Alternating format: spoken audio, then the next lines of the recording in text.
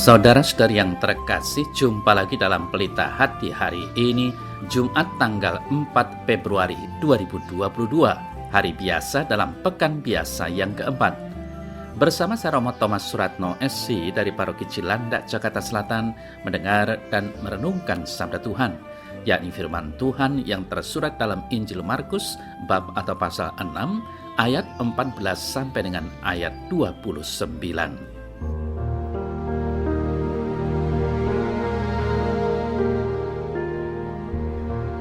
Pada waktu itu Raja Herodes mendengar tentang Yesus sebab namanya memang sudah terkenal dan orang mengatakan Yohanes Pembaptis sudah bangkit dari antara orang mati dan itulah sebabnya kuasa-kuasa itu bekerja di dalam dia. Yang lain mengatakan dia itu Elia, yang lain lagi mengatakan dia itu seorang nabi sama seperti nabi-nabi yang dulu.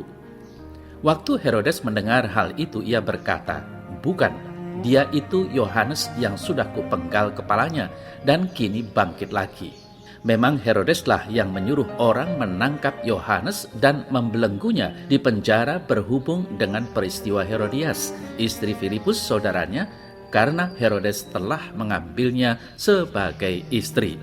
Karena Yohanes pernah menegur Herodes, "Tidak halal engkau mengambil istri saudaramu." Karena kata-kata itu, Herodias menaruh dendam pada Yohanes dan bermaksud membunuh dia, tetapi tidak dapat. Sebab Herodes segan akan Yohanes karena ia tahu bahwa Yohanes adalah orang yang benar dan suci, jadi ia melindunginya. Tetapi setiap kali mendengar Yohanes, hati Herodes selalu terombang-ambing, namun ia merasa senang juga mendengarkan dia. Akhirnya tiba juga kesempatan yang baik bagi Herodias ketika Herodes pada hari ulang tahunnya mengadakan perjamuan untuk para pembesar, para perwira, dan orang-orang terkemuka di Galilea. Pada waktu itu putri Herodias tampil lalu menari dan ia menyukakan hati Herodes serta tamu-tamunya. Maka raja berkata kepada gadis itu, "Mintalah daripadaku apa saja yang kau ingini, maka akan kuberikan kepadamu." Lalu Herodes bersumpah kepadanya, "Apa saja yang kau minta akan kuberikan kepadamu sekalipun itu setengah dari kerajaanku." Anak itu pergi dan menanyakan ibunya, "Apa yang harus kuminta?" Jawab ibunya, "Kepala Yohanes Pembaptis." Maka cepat-cepat ia pergi kepada raja dan meminta, "Aku mau supaya sekarang juga engkau berikan kepadaku kepala Yohanes Pembaptis dalam sebuah talam." Maka sangat sedihlah hati raja. Tetapi karena sumpahnya dan karena segan terhadap tamu-tamunya, ia tidak mau menolaknya. Raja segera menyuruh seorang pengawal dengan perintah supaya mengambil kepala Yohanes.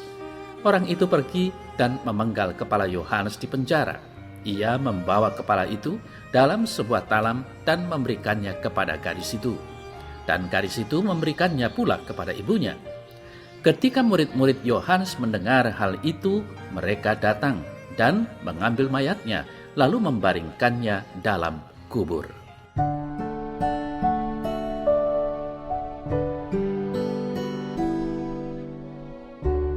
Saudara-saudari yang terkasih, warta Injil hari ini mengisahkan tentang kemartiran Yohanes Pembaptis. Yohanes dipenjarakan karena mengingatkan Herodes bahwa tidak baik kalau ia mengambil dan menjadikan istri Herodias yang adalah istri saudaranya Filipus. Tetapi Herodes merasa tersinggung sehingga menangkap dan memenjarakan Yohanes. Yohanes akhirnya gugur sebagai martir karena kuasa dan gengsi Herodes. Herodes sendiri memang segan dengan Yohanes, tetapi demi kuasa dan gengsinya, maka ia melakukan kehendak dan janjinya.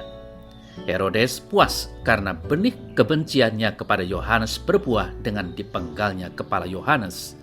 Yohanes memang memiliki maksud yang baik dan benar, tetapi bagi Herodes dan Herodias, perkataan Yohanes itu menyakiti hati dan patut dihukum. Yohanes tidak bersalah, tetapi dijadikan bersalah karena kuasa dan gengsi manusia yang berkuasa. Hal lain, saudara-saudari yang terkasih, yang kiranya menarik perhatian kita adalah figur Yesus semakin besar dan dikenal di mana-mana. Ia melakukan karya besar dengan mengajar dan membuat tanda-tanda heran. Itu sebabnya Herodes sendiri mendengar berita tentangnya dan mengira Yesus adalah Yohanes Pembaptis. Segala kalangan mendengar dan berusaha untuk mengenal Yesus lebih dalam. Saudara-saudari yang terkasih, dalam masyarakat sosial, kejahatan masih tetap saja berkembang, bahkan cenderung menjadi subur. Dalam kenyataan, banyak orang suka mendengar, melihat, dan juga hidup bersama kejahatan. Namun perlu disadari bahwa pada akhirnya kebenaranlah yang menjadi segalanya. Yesus menderita, wafat, dan bangkit dari alam maut. Kejahatan dikalahkannya dan dia sendirilah yang akan berkuasa. Penulis surat kepada umat Ibrani mengingatkan dan dengan tegas menulis, Yesus Kristus tetap sama, baik kemarin, hari ini, maupun selama-lamanya. Ibrani 13 ayat 8. Saudara-saudari yang terkasih, Yesus mempersatukan semua orang, maka perlu memelihara kasih persaudaraan. Penulis surat kepada jemaat Ibrani menasehati supaya setiap pengikut Kristus membuat karya amal kasih dan kepedulian kepada sesama. Ia menasehati, jangan kamu enggan memberi tumpangan kepada orang karena tanpa sadar kamu menjamu malaikat-malaikat. Persaudaraan sejati juga ditujukan kepada orang-orang hukuman dan mereka yang diperlakukan sewenang-wenang. Di samping itu, ada nasihat-nasihat tentang hidup perkawinan, supaya orang setia dalam perkawinan dan tidak mudah menghancurkan keluarga. Selain hidup perkawinan, hidup ekonomi dan keuangan juga diingatkan. Janganlah kamu menjadi hamba uang, tetapi cukupkanlah dirimu dengan apa yang sudah ada padamu. Saudara-saudara yang terkasih, dalam suasana hidup yang sulit, orang diingatkan untuk selalu mengandalkan Tuhan, karena dialah penolong yang setia. Dikatakan bahwa Tuhan adalah penolongku, aku tidak akan takut. Mengapa orang tidak merasa takut? Karena Tuhanlah yang menjadi penolong abadi. Dialah Yesus Kristus yang tetap sama, baik kemarin, hari ini, maupun selama-lamanya.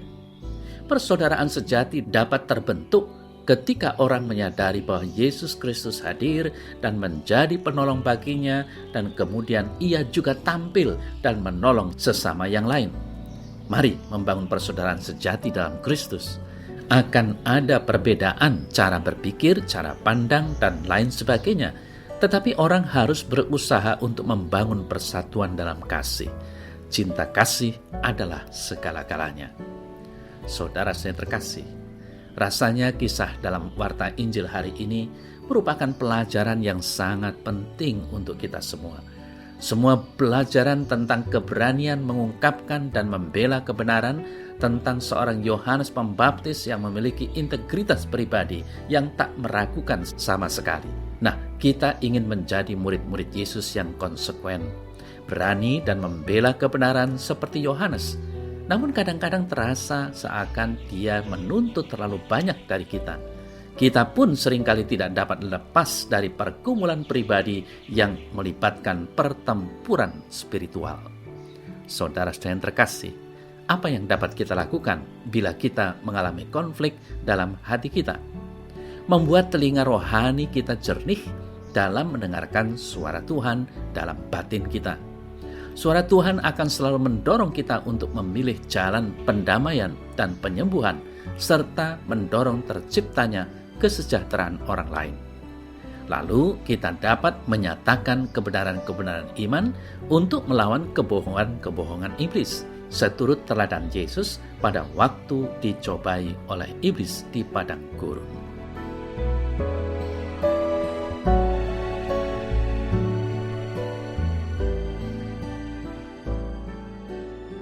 Dalam nama Bapa dan Putra dan Roh Kudus. Amin. Ya Tuhan Yesus, tolonglah aku agar memilih Engkau dalam segala keputusanku hari ini dan selamanya. Aku ingin Engkau menjadi pusat kehidupanku. Selamatkanlah aku dari berbagai godaan kenikmatan duniawi yang menghalangi aku untuk memilih-Mu. Bimbinglah aku dalam kebenaran-Mu dan pimpinlah aku di jalan-Mu selamanya. Amin.